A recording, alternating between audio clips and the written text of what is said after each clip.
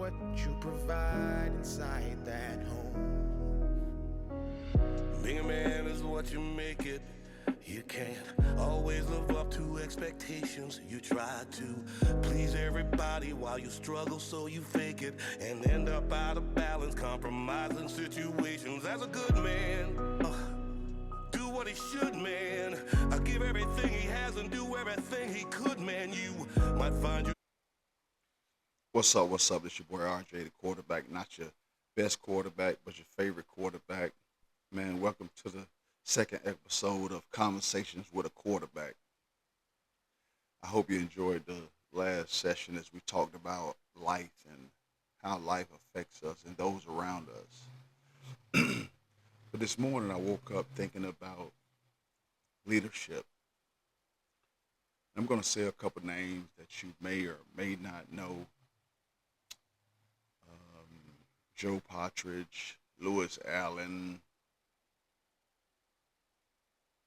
Andy May, Michael Jordan, Tom Brady,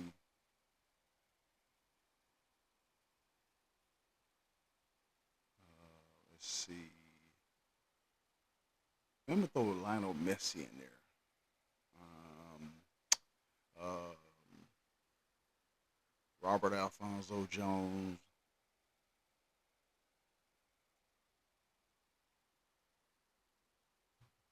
Let's see who else I can throw in there. Who else I can put in there? I was thinking about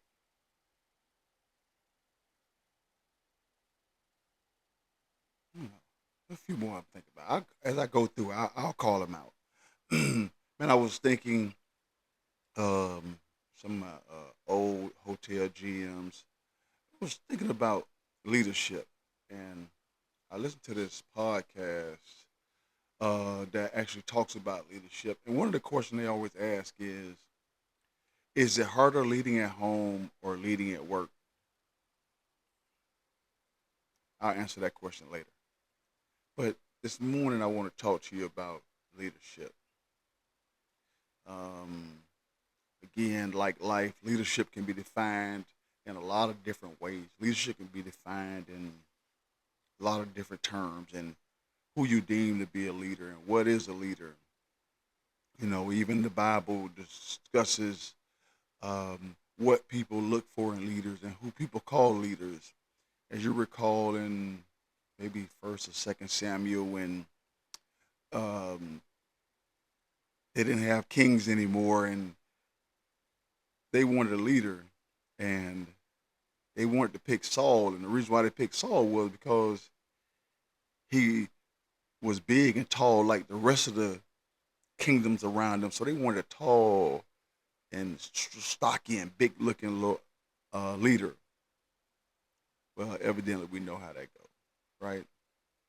Um, I've been on a leadership journey all my life, um, not knowing that it would be leadership, but that's what it became. As some of you may know, I had the great fortune of playing quarterback in high school and going on to college and excelling uh, at that position. But at the time, when I started that journey, I just wanted to play quarterback. I saw Dan Marino, I saw all these other great players, and so all my life I was on a quest as a young age to play quarterback, not really knowing what that really requires of you. Because as you can see in the NFL, a lot of people can throw the football, a lot of people can get up under center, but not many can lead a team or take teams to championships. So a leader is comprised of a lot of different things and how you view it and how you see it.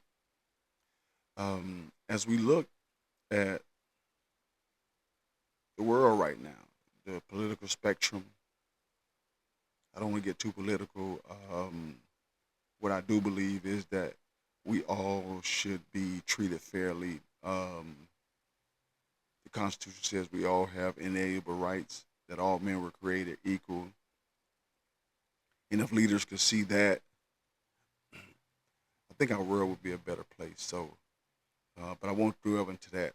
But I want to talk about how you see leaders, and whether you're on the red side, the blue side, the independent side. I heard someone say the other day, if you pick party over people, that's kind of mean you're not a good leader, right? Because a leader exemplifies a willingness to bring people together. I gave you all those names, and some of those names are some of my coaches, Charlie Cowdery, Vern Gertz. A lot of those people shaped me, and they shaped me in the term of leaders where leaders unite. Now, we may all not act alike or think alike, but leaders unite. Bill Belichick,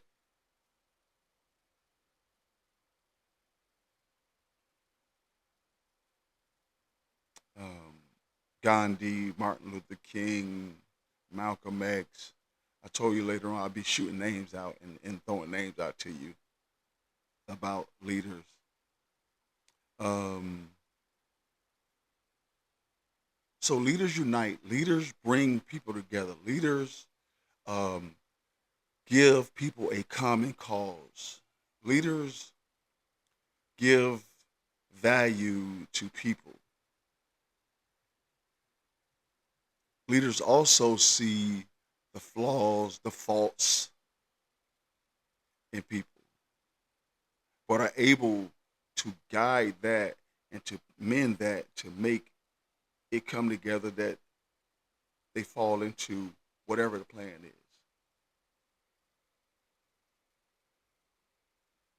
A leader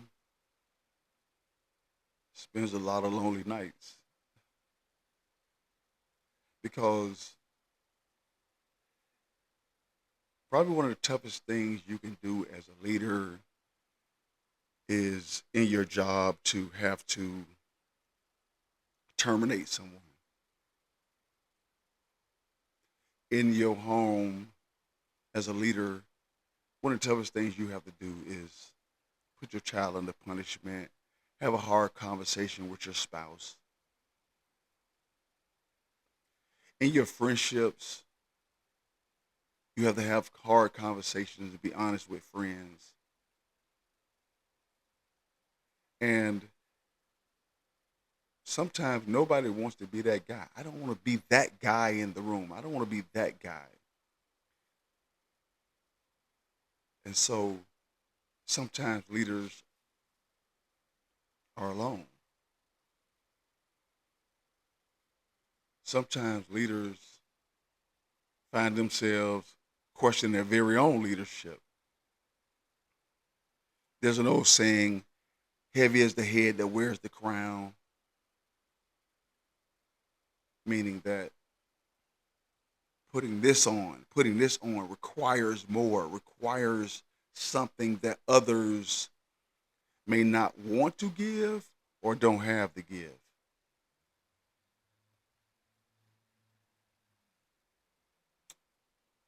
So leaders are alone. Leaders have compassion.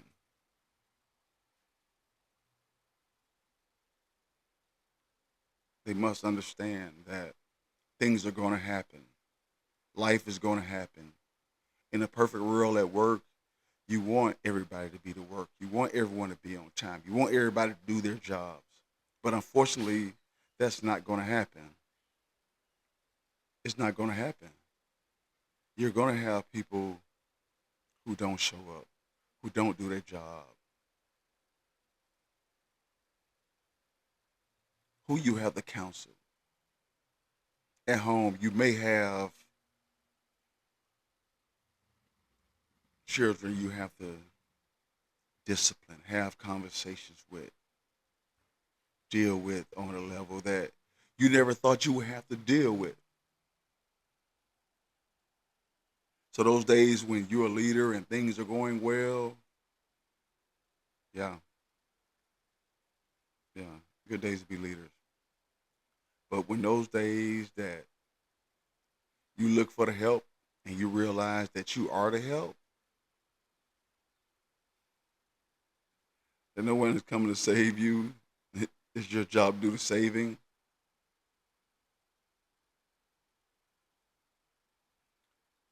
Yeah, that's leadership. And you might ask, RJ, who can be a leader? Anyone can be a leader if they have the willingness to understand there are going to be some good days and some bad days. When you're in a single parent home, your mom is the leader. She try to guide you in the best manner that she can, try to lead you in the best manner that she can. If you have a father who wants to see you at your best, who wants to see you become a great individual and see the things in you that you don't see in yourself, to the leader, I don't like to use the word manager no more. I don't think we manage people anymore. I don't think we do that. That's outdated. Um, to the leader at work who sees something in you, that sees that you're capable of doing more than what you're doing, who takes the time to speak with you and give you the ins and outs of how to be better.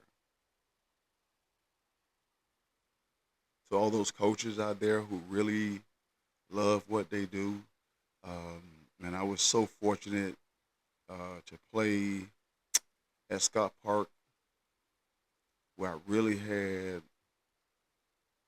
great. I said Joe Partridge, Coach Ross, Coach George, Coach Chick. Um,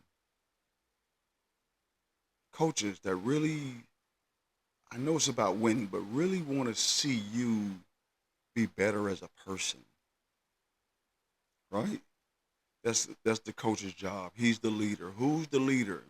The leader of the free world, the leader of, and coaches want to see you do well. Those are leaders, right?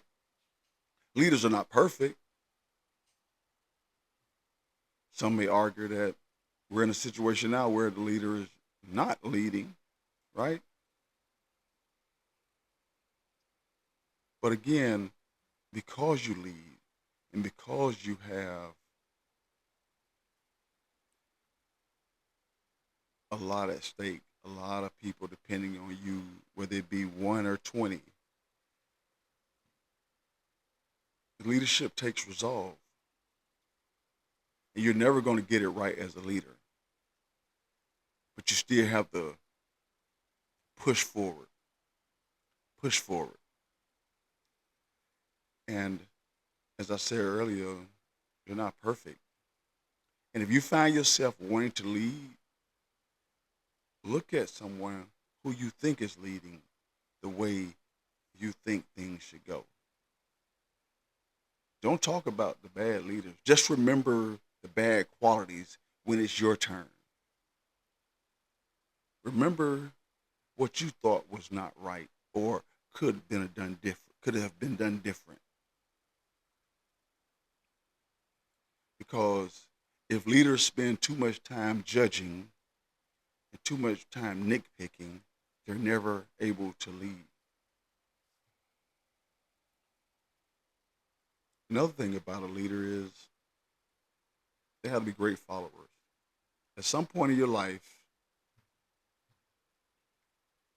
you had to be able to follow. Real quick, I told you it was my quest to play quarterback in high school on Scott Park.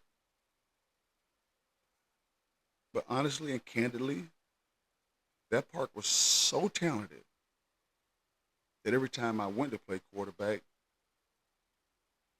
there were some guys there. And justifiably, they were there.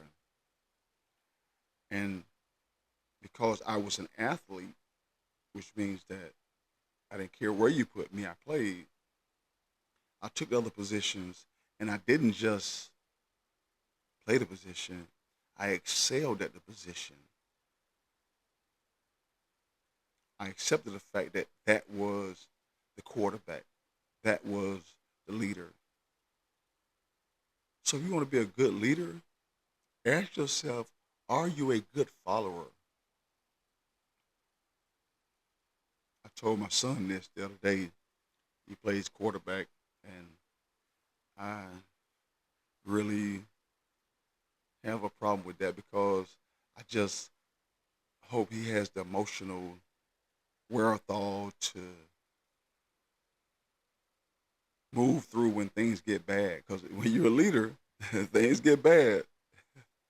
They look at you first. They ain't looking at John Doe who made the mistake, but you as a leader, he was under you. And so leaders come under fire. And I was thinking of him being emotional and having the understanding of when you throw an interception, two interceptions, they they looking at you. They got questions. Is he really our quarterback? But then when you throw three touchdowns, that's our quarterback. But that's how the life of a leader is. Life as a leader, the arrows are always going to be aimed at you, always going to be shooting towards you. That's why when they go to war, you don't send your leader out there. Because if we take the leader out, we've got the people. So the leader has to be able, oh, you got that point right there. The leader has to be able to prepare and equip those that he sends before him for the battle. Yeah, good point right there, right? Yeah. So as a leader, you got to be able to equip your kids before they go out that door. As a leader at work, you got to have those stand-ups, have those meetings. In this ever-changing world, as a leader, you have to continue to grow and watch the climate of your home, your work, your world, who's leading you, where they're leading you to. So in conclusion, man, I just want to tell you that leadership is hard.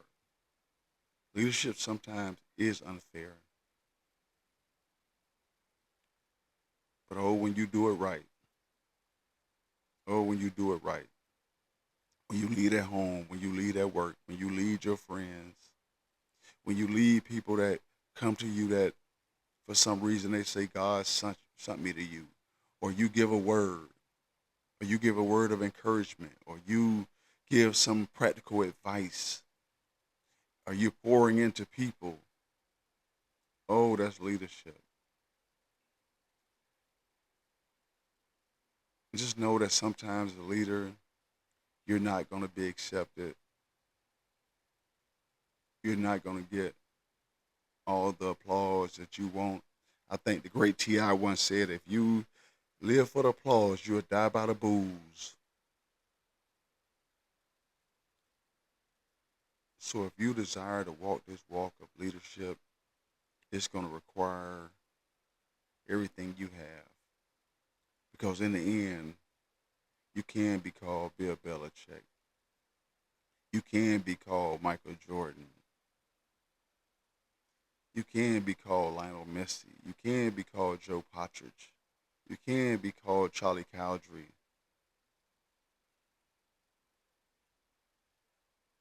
You can be called Don Staley,